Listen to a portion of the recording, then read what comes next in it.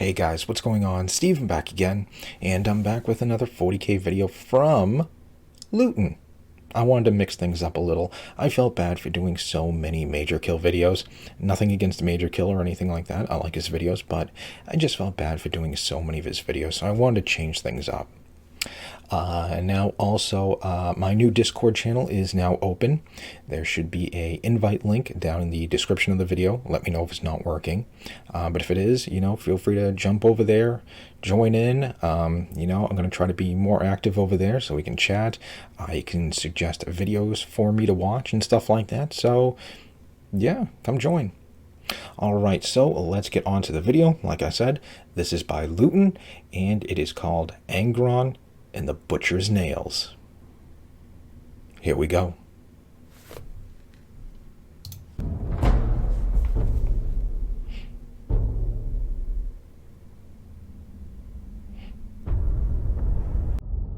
Alright, let's hope the audio is okay. Okay, now it's getting a little louder. Okay.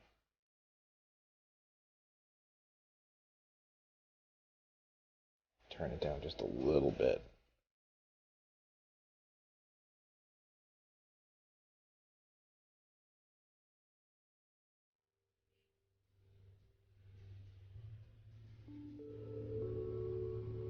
Today we look at one of the most 40k of devices. We have looked previously at the world-ending Quake Cannon, literally a titanic scale round fueled by the power of Exterminatus.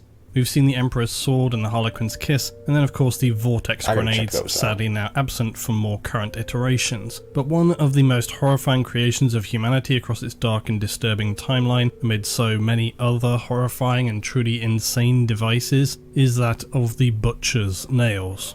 Now, I am certain that many know of this creation already for obvious reasons, it's so well known, yet it remains also one of those things that seems to be always heard of, but without the real understanding behind just what it actually is. So it's an actual Commonly, device. when I hear mention of the Butcher's Nails, there's always someone who doesn't know, but maybe have heard its name in reference to, of course, ANGRON, Primarch of the World Eaters, or maybe in relation to that fabled 12th Legion. As I said, unsurprisingly, throughout the history of humanity, there are various weapons, tools, and technology designed for pain amplification. Some Space Marine chapters, even in M41, use pain amplification as a way to test and initiate new members through their period of trials. Heard about the that Imperial Fists, from the pain gloves, recruitment video. for example. But this disturbing practice of humanity inflicting pain creatively is of course nothing new. Look back to the ancient history of humanity with its extreme practices such as the breaking wheel, endless horrors involving cutting, crushing, burning, and all manner of inhuman degradation. Sadly, human history is littered with such examples, far too many to go into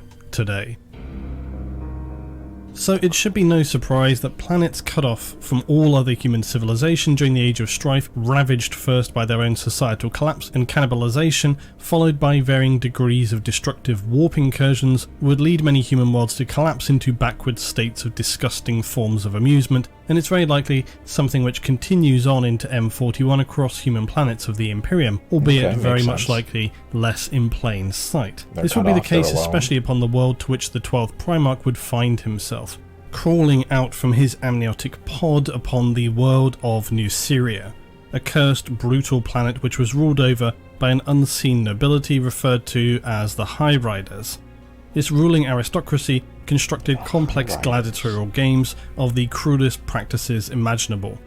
The 12th was captured almost as soon as he arrived on the world, and before he could even speak, thrown into the arenas, forced to murder innocent fellow slaves as they battled for their very lives amid rising tides of toxic acid, so powerful it boiled away any who fell or were thrown in as they fought for the diminishing real estate of a pyramid they had been placed upon. The boy with no name was victorious that day and would be named ANGRON.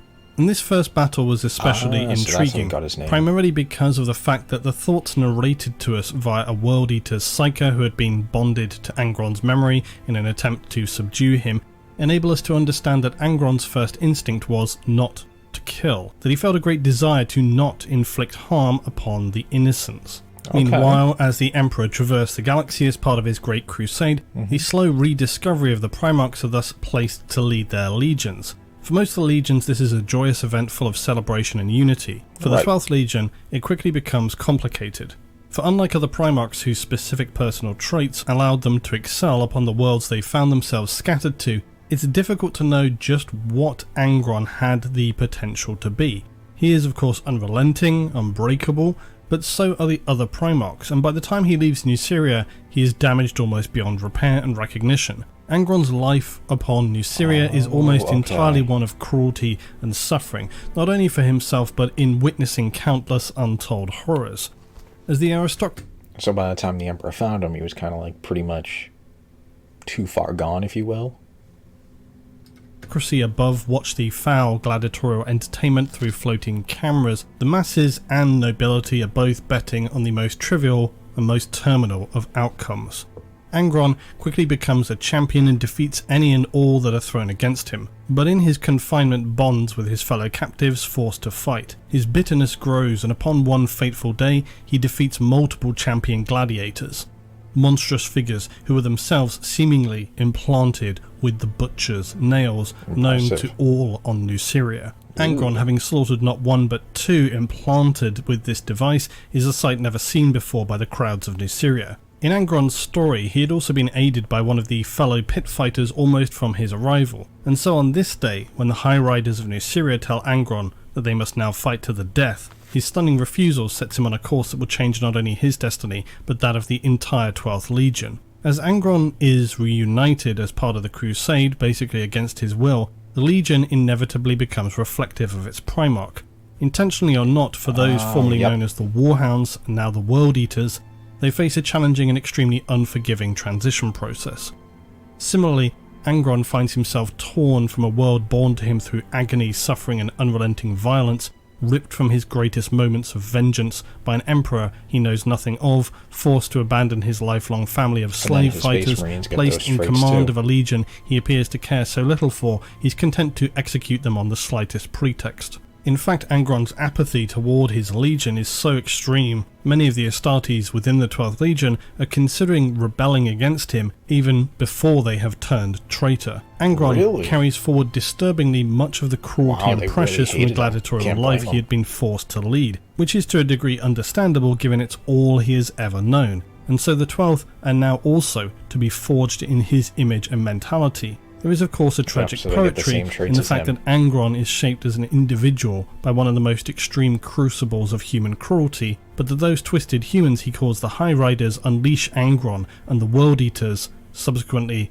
upon the galaxy. It's a matter of subjectivity as to whether ANGRON's return to the 12th allows them to reach their full potential or fundamentally breaks their powerful traits of pragmatism and a logical sense of strength through planned unbreakable domination that had previously made them so successful. But after one especially humiliating and stinging defeat, a sequence of events occurs that ensures they will not be able to turn back. The nails have been hanging over the 12th since ANGRON's return, but few thought his threats to implant them across the entire Legion should ever really happen. But it did, right? The so-called butcher's nails are of course a lower terminology for the device, which is in fact known as a cruciamen. The implant does not generate or force artificial rage upon those that it is implanted upon.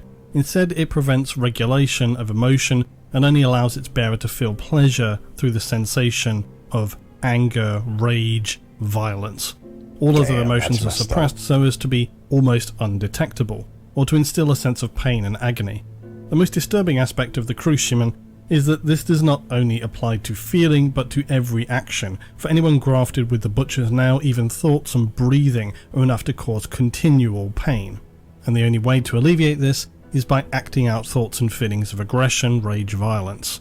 The Emperor of course did at one point attempt to examine, remove and repair the nails from ANGRON, but unfortunately while the technology existed to remove the device from the brain of the 12th Primarch, even the Emperor was incapable of doing so. The reason being, his brain had been so fundamentally damaged either prior to or during its implantation, as he had been clearly surgically operated on. Some sections of his brain are commented on as having been removed prior even to the insertion of the cruciamen, which by the time he was reunited with the Legion is embedded so deeply into ANGRON's brain that it wrapped down his cortex and spinal column. Jesus. Removal of it would mean his brain could not operate fully and would condemn him to a certain death.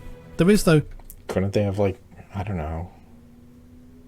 I don't want to say, like, giving him, like, another brain? No, never mind. A significant difference between the butcher's nails implanted into the 12th Primarch and those that were developed among the World Eaters by ANGRON's orders, that they should all be similarly implanted with the Cruciaman as he had been, to make them more effective warriors, to make them more brutal and furious, unrelenting, to allow them to become undefeatable and truly live up to the name of their legion. The nails of the Astartes, though, were poor imitations. They merely scraped the nerves to a state of raw pain, alleviated by the rush and fury of unrelenting violence, thus soothing the pain to them. So but Angron's like nails nails were altogether different. The device surgically hammered into his skull was fundamentally more damaging for him, not just emotionally but in its twisting of his consciousness. How it steadily and permanently was destroying his cognitive functions, robbing him of any opportunity for peace, calm, or to enter any normal state of rest for his mind.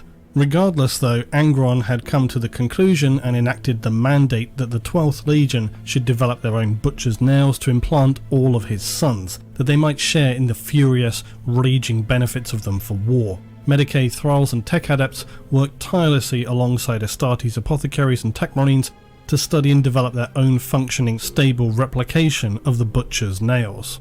It was far from a clinical or pragmatic study. Yes. The research laboratories of the World Eaters were more like abattoirs of a mad scientist. Even the walls themselves scrawled with calculations and theoretical speculations, stacks of medical data sheets with thick red lines marked across them for the endless failures they had endured.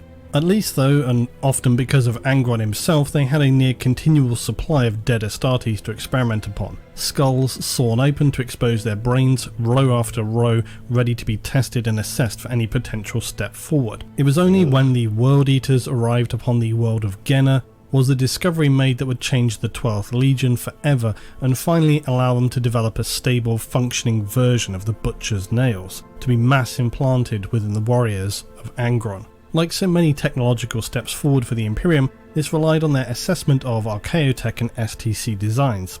Again, there always appears to be a bit of a question mark and grey area over just how research and analysis occurs within the Imperium. In purely theoretical terms, such practices are considered tech heresy, yet it also seems to actually occur with considerable regularity at a small scale anyway. I think it really tends to be a case of just what you can get away with before anybody notices. Done, like, and what tends to be key is that Archaeotech, when encountered, may attempt to be understood, but rarely what we might consider to be brand new ideas spring from it. You might be able to examine something and find how it works so that you can then perhaps just move adjacent to it a little, but you couldn't take, say, a component design, break it apart and start constructing all new devices. It's also important to remember that during the period of the Great Crusade there was a different outlook toward technology, at least from the Emperor's point of view, even if it were not strictly shared by the Mechanicum, who consider all technology to already exist as created by the Omnissiah. The human population of Genna had endured the Age of Strife, as did so many human societies, and seemingly at one point it had been a fairly advanced society.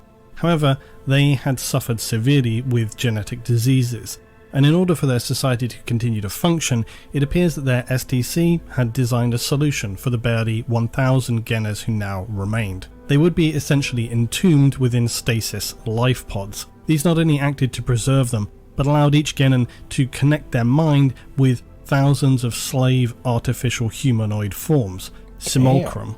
Bizarrely, the world shifted from being one of humans to creating a society of billions of puppeted synthetic beings who espoused a seemingly peaceful ideological view. Upon the arrival of the crusading 12th Legion, the beings of Genna proposed a very reasonable solution, as did so many worlds during the Crusade. They wanted to merely live peacefully. They explained they respected that the Imperials had their way to do things and that they had their own. The two could live in peace, respecting each other equally, and that they would be of no concern or bother whatsoever. And after all, their world was irrelevant and worthless to something so large as the Imperium. Unfortunately, during the discussions, the World Eaters momentarily detected that the emissary sent to speak with them was not human, and thus they were instantly slaughtered, along with all who accompanied the Genin emissary. What should have been an easy victory, though, of unarmed civilians turned into one of the greatest failures of any Space Marine Legion, as the millions of Genin Simulacrum were able to overwhelm some of the most veteran and powerful World Eaters through sheer weight of numbers, their bodies crushing and pulping the Astartes by just their physical mass. However, this chain of events led to ANGRON becoming so enraged that he had to be constrained by the Astartes' psychers, thus enabling the Tech Marines and Apothecaries to not only inspect ANGRON up close and have access to the aforementioned dead World Eaters, but also to the artificial beings of Genna, thus enabling a discovery of the source of the Genin command and thereby making a connection to the neurological technology, enabling the 12th Legion finally the successful installation of their replica Butcher's Nails for the Legion. Of course, though, thereby damning the entire Legion to an eternal cursed existence of pain and rage and unrelenting violence which would exist way beyond the heresy. Except, it may not have been that way. One of the Centurions of the 12th Terran born, and not dissimilarly to so many of the original Astartes, such as Nathaniel Garrow, they took a less than favourable view of the plans their Primarch had to shape their Legion. And while some, such as Khan, who saw nothing but awe in the power and unrelenting fury of ANGRON, welcomed the prospect of the Butcher's Nails, others felt that this was a disgusting travesty, and that instead of empowering and enabling the Legion to reach its full potential, the prospect of all World Eaters being forcibly grafted with the Butcher's Nails was a line that must not be crossed. Crossed though it would be, and the World Eaters under ANGRON himself were able to launch a devastating counterattack upon Genna. The World Eaters would fight their way to the central command installation of the Genins, who were distorted, bloated and feeble figures, ravaged by cancerous bodies, and were surely not long for whatever was left of their existence. They pleaded to be simply left alone by the Imperials. Of course, all were slaughtered, and even the Apothecaries and Tech Marines only gained limited insight from the amazing array of technology on display in the ancient command centres by order of ANGRON. All was of course to be destroyed. The rebellion within the 12th against ANGRON's plans of course obviously failed, and the plans for the implantation of the Butcher's Nails for the Legion began as fast as they could be produced and connected. The World Eaters now to be condemned into a life of pain and brutality beyond anything any could have ever imagined. Even more so of course by the end of the Horus Heresy. And Khorne is still just like, I like where this is going. ANGRON and the Butcher's Nails is a tragedy among a galaxy of human tragedies. Most of all, it is a tragedy that highlights a seemingly endless constant in human history for mankind's appetite to inflict inhumanity upon itself. The High Riders ANGRON learned to fear and then to hate turn out, of course, to be little more than weak, shriveled, decadent, worthless, especially cruel humans, whose ruling authority has become so extreme in its stagnation from what must have been at one point a technologically advanced human planet, but now has descended to the lowest depths of depravity, a backwater world of an ignorant, enslaved peasantry whose only outlet for relief is through witnessing and gambling upon bloodthirsty pit fighting, a world with no moral or ethical code, and a culture among its citizenry and aristocracy which undoubtedly fueled other vices. Nuceria was a cesspit of the very worst and most crude human desires, focused around the suffering and dehumanization of others. One can only imagine the perversity which existed beyond the boundaries of ANGRON's memory in the wider society. Unfortunately for Nuceria, their depravity and lack of moral courage in these dark times would come around to bite them so many years after ANGRON was torn from the world by the Emperor. At this time, the world had already been pacified by the Imperium, and those false rulers who had enacted such cruelty during the days of ANGRON's rebellion, long dead. When, though, the 12th Primarch returned, accompanied by Loregear, he was now a very different ANGRON than when he had left Nuceria. He discovered that despite everything, somehow, the last... Kind of a shame those High Riders didn't get, I don't know, what's coming to them, you know what I mean? Kind of sucks they just, got old and died. Vestiges of the aristocratic nobility of the High Riders had clung to power. But the real trigger for ANGRON's rage becoming unquenchable comes as he discovered through the words of a senior, well-respected officer that upon his homeworld since his absence, the legend of ANGRON and his rebelling family of pit fighters had not been exactly distorted, but from ANGRON's perspective, inaccurately documented, so that upon Nuceria, he, ANGRON, was known as having abandoned the closest thing he had to a family that fought and bled and suffered alongside him, and that finally, as they were surrounded by the combined forces summoned by the powerful rulers of Nuceria at that time, the Emperor stole ANGRON away, ripped him from the world in their most dire moment of need, thus condemning his family to a death unspecified, but certainly a slaughter. And surely one could speculate for some there far worse a death than a battlefield. ANGRON's rage was entirely uncontrollable, becoming so consumed at these revelations, he crushed the officer's head in his fist as if it were a ripe piece of fruit, without being even aware that he'd done so. He'd break another as if they were nothing but a paper doll. Even Khan cannot contain or console the Primarch, and his vengeance is to be unleashed upon the world. This would be the end of Nuceria. Perhaps if they'd learned from their past, toppled their leaders and moved forward, it could have been very different.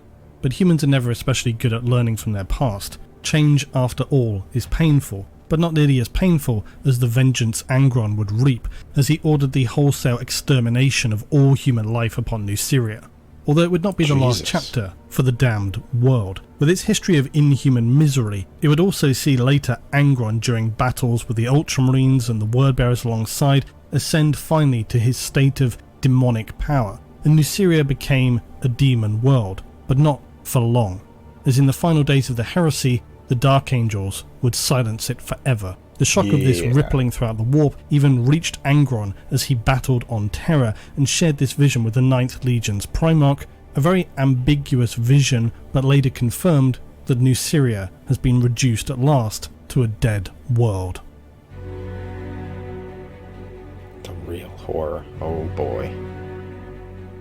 The real horror of the Butcher's Nails, for me anyway, is not so much the literal device, nor the impact they have upon those with them hammered into their skull. The Butcher's Nails, the Cruciumen, represent multiple far more depressing facts about the nature and history of humanity.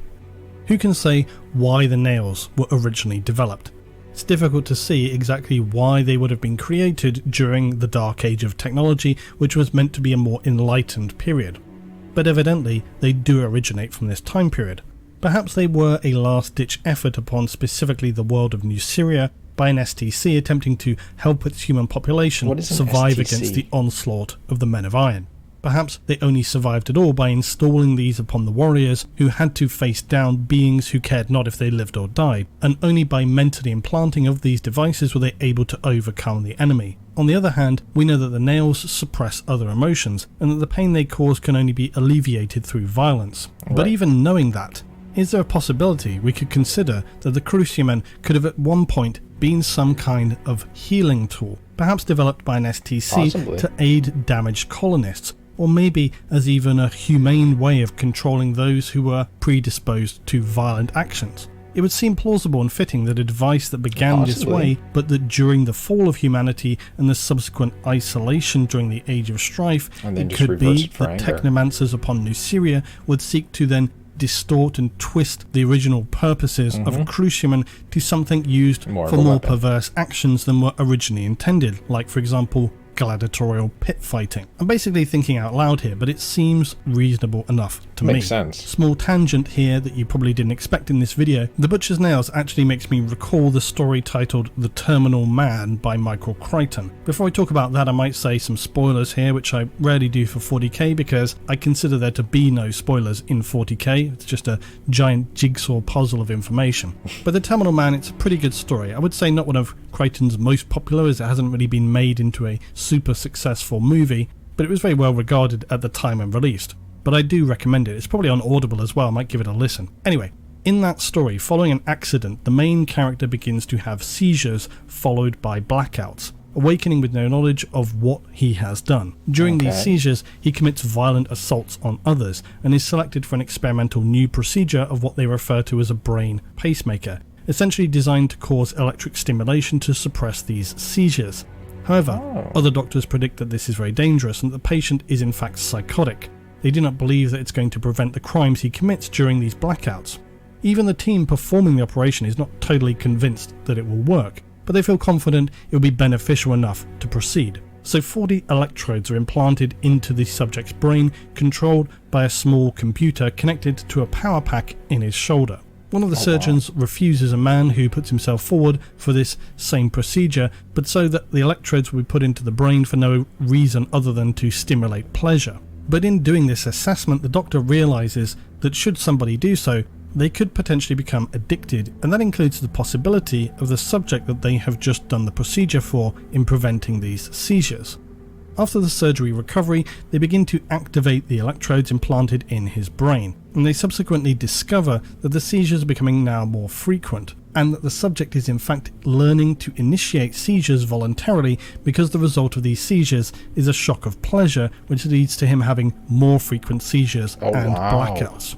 Then they discover he's escaped the hospital. Without going on to the rest of the story, it obviously gets problematic from there. Ooh. And another small adjacent would be, of course, the very appreciated episode from Deep Space Nine titled The Wire, where we see that Garak, a Cardassian aboard the station, excuse me for not giving his entire backstory, was implanted with a device designed to allow its wearer to withstand torture by relieving discomfort and pain through a release of endorphins. The conditions on the station so alien and miserable for Garak that he begins to use the device to allow his days to pass with a little bit more comfort. But over time he begins to use it so much that he just leaves it on permanently, ending in him eventually having massive seizures. Of course, a lot more to the story there as well. So my point being though, there are many plausible options as to why the cruciaman, the butcher's nails, could have originally been created. These kind of ideas are explored more in fiction generally, but the truly bleak and depressing factor when it comes to the technology is that as humanity turned inward and upon itself during the Age of Strife, much of the technology that had once made humanity so powerful that enabled it to achieve its status as a zenith civilization during the Golden Age would now enable it to reach the very depths of depravity, so that when the planets of humanity fell, they fell hard. Some so hard they were destroyed, others merely fell into the pits of depravity, in the case of New Syria, quite literally. It remains a continuing, not so subtle theme for the 40k verse that it is all too often not the terrifying Xenos nor the nightmarish technology such as the butcher's nails that is the real horror. For the real enemy of humanity is, of course, itself, displayed to us in how easily things become twisted and abused and sadistically forced upon innocence by the degenerate humans who are the tattered remnants of a once glorious galactic civilization. Yep. You would imagine that something like the cruciaman may be bad enough, for how things like the nails were utilised upon New Syria. Unforgivable. But of course the story doesn't end there, and soon ANGRON, and moreover through the actions of the Emperor, if we really want to drill down on root causes, we end up in the truly horrifying situation of the World Eaters being implanted with the nails, and the whole composition comes together. ANGRON will ascend to demonhood, the World Eaters corrupted forever, twisted beyond repair, and the disgusting planet of horrors New Syria is burned to a dead world. Glory to the Emperor and the Imperium of mankind. Or maybe not.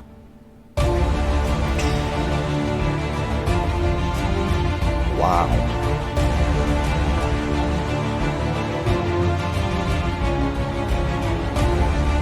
That's insane. That is absolutely insane.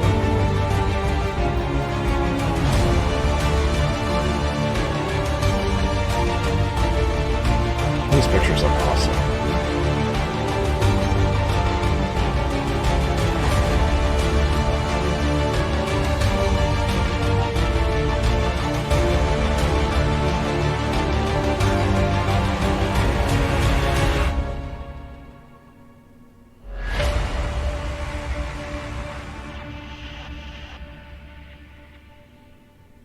Damn. That is insane. Oof. It's actually kind of like a sad story. I mean, he had like no chance. What, like as soon as he was in that city, all that was done to him. Like he had like, that was like no chance. And the Emperor tried to help him, but you know, nothing could be done, you know. Half his brain gone, and they had the technology, but I guess the wiring and all that stuff was just too much, and if they tried to tinker with it, it would just kill him. Man, that's actually kind of just a really sad story, actually. Wow. That is insane. That is absolutely insane. I don't know. I guess poor ANGRON, you know?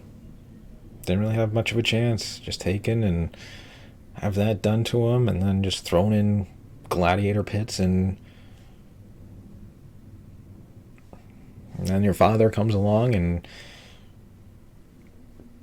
can't really help you, you know, tries to, but nothing can be done, and now you're just forever stuck in just pure anger.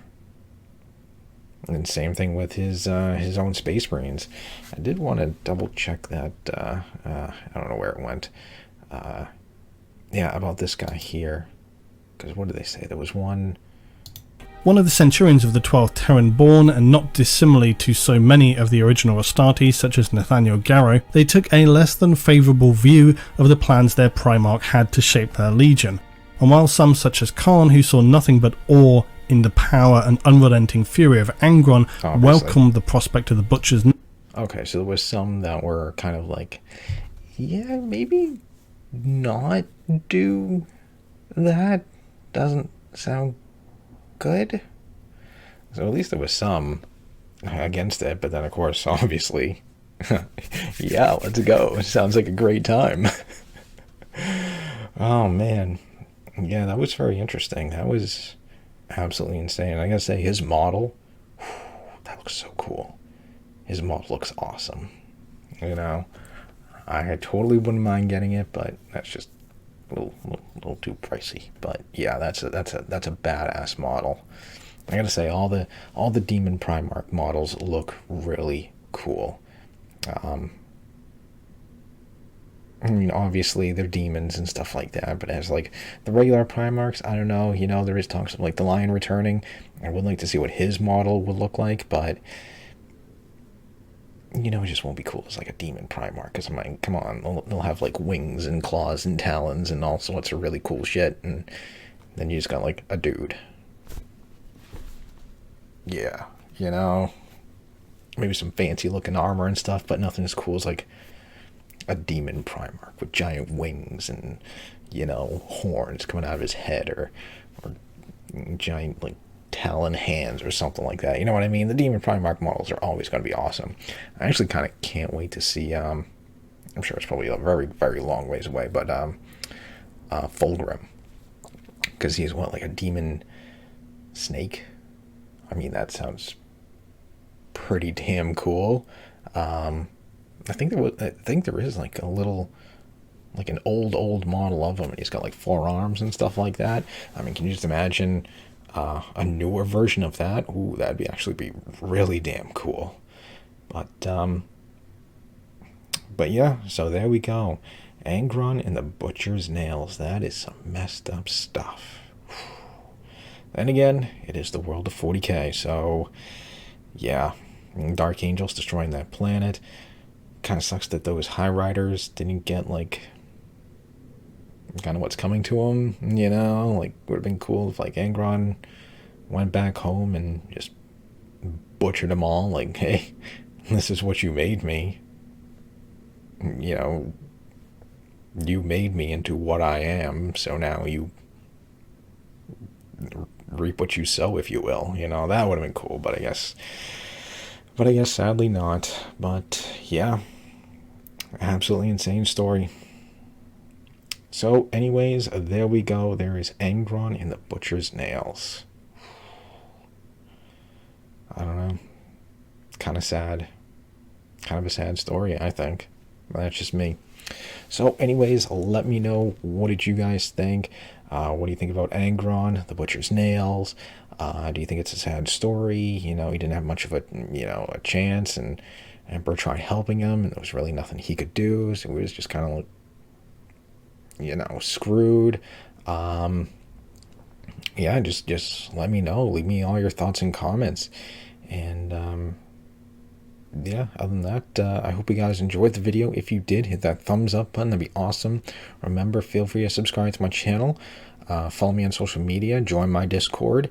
And we can, chat a whole lot more there. And like I said, you can even suggest other videos and stuff like that. I do want to do more looting videos, but a lot of looting videos are very long.